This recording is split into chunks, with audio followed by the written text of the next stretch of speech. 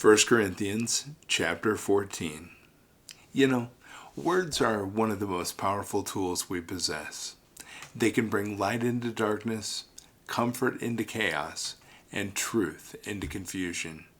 But just like any tool, their effectiveness depends on how we use them. In this chapter, Paul teaches us about the spiritual gifts of prophecy and speaking in tongues, highlighting their importance, purpose, and proper use. These lessons remind us of the need for love, clarity, and order in everything we do, especially in worship and our interactions with others. Today, we'll dive into the key teachings of this chapter, discovering how to use our gifts and words to build up, encourage, and bring unity. You ready? The priority of prophecy over tongues. Well, Paul begins this chapter by urging believers to pursue love and desire spiritual gifts, especially prophecy. Now, speaking in tongues is a miraculous gift, but it primarily benefits the speaker because the message is unintelligible to others unless interpreted. Prophecy, on the other hand, is spoken in a way that everyone can understand, providing encouragement, comfort, and guidance to the church. So think of it this way. Imagine speaking a language no one else understands. While it may be spiritually meaningful to you, it doesn't help others unless they can grasp the message. Prophecy is like speaking plainly so that everyone can benefit from what you say. The importance of clarity in communication.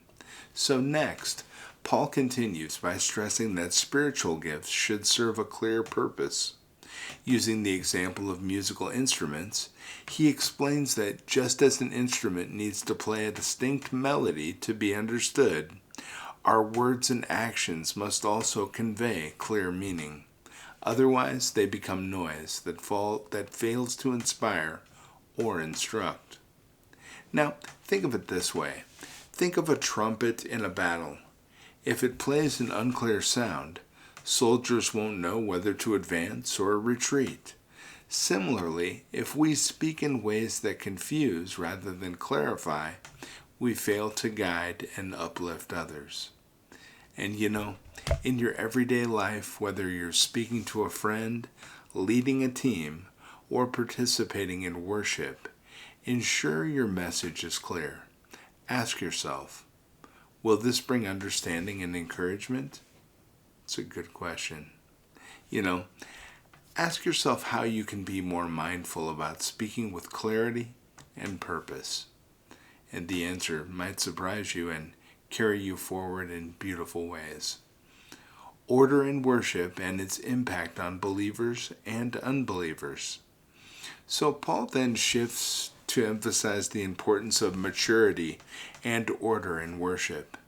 Speaking in tongues may amaze unbelievers, but often confuses them if no interpretation is provided. Prophecy, however, speaks directly to people's hearts, convincing them of truth and bringing them closer to God.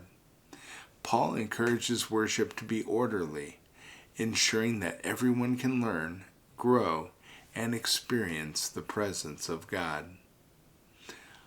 Now, think of it this way.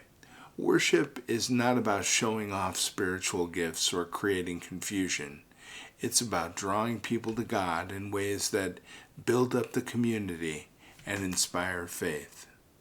So, in a church or group setting, we should consider how our contributions, whether through words, actions, or other gifts, are affecting others. Ask yourself, are you creating an atmosphere of unity and understanding, or are you unintentionally causing division or confusion? We should all ask ourselves how we can promote peace and growth in the communities that we are a part of. Respect and unity in worship. So, next, Paul addresses the conduct of women in worship, which has sparked much discussion over time.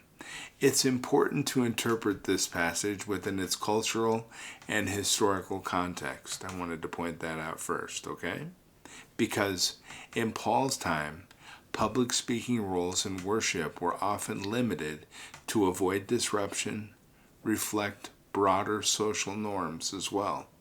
So think of it this way. The core principle here is maintaining respect and unity in worship. Because the heart of this instructional is about fostering order and harmony, not about silencing voices. Worship should always focus on God and the collective growth of the community. And today this might mean being mindful of how our actions or words contribute to or distract from the collective experience of worship. Respect for others and focus on unity should guide all that we do. And we should ask ourselves how we can create an environment where everyone feels respected and included in worship. Everything must be done to build up the church. Now, Paul ends this chapter by emphasizing that everything in worship should be done to edify the church. Spiritual gifts, while diverse and miraculous, must always be exercised in love with the goal of strengthening others. Worship should be conducted in an orderly and intentional way so that everyone can experience God's presence and truth. So, think of a team building a house. Each member has unique tools and skills, right? But they must work together to construct something strong and lasting.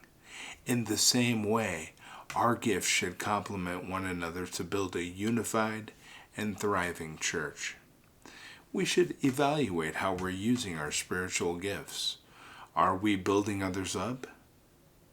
Are our words and actions pointing people toward God? Then we can ask, what steps should we take to ensure that our gifts and contributions are being used to encourage and uplift those around us? And when we have an answer to that question, we should take action and begin building others up and showing them our love. The lasting impact of your words and actions. So think of it this way. This chapter calls us to a higher standard in how we use our gifts, especially our words. It challenges us to move beyond self-centered expressions of faith and instead focus on building up the church, inspiring understanding, and fostering unity. So, as you reflect on this chapter, I'd like you to ask yourself, am I using my gifts in ways that honor God and benefit others? Are my words bringing clarity, encouragement, and peace? Those are good questions, and the answers will carry us forward, each one of us, because we're all beautiful and we're all loved by God. No matter what your answer is, we can always make minor changes to carry us forward in a more loving way, right? So this week, take intentional steps to speak and act with love and purpose. Whether it's a conversation with a friend, a prayer in church, or an act of service, remember that everything you do has the power to influence and inspire others. Let your life be a beacon of light, pointing people toward truth, hope, and unity. Remember, the words that you speak today could be the seeds of transformation for someone else tomorrow. Use your words wisely. Amen. Cool. That was a good one, right? Tomorrow we'll be back to discuss 1 Corinthians chapter 15. I can't wait to share it with you. It's going to be a lot of fun. There'll be lessons to learn. And the best part of it is that I'll get to see you again because you make my life better. And I love this time that we spend together. Can't wait to see you tomorrow, friends.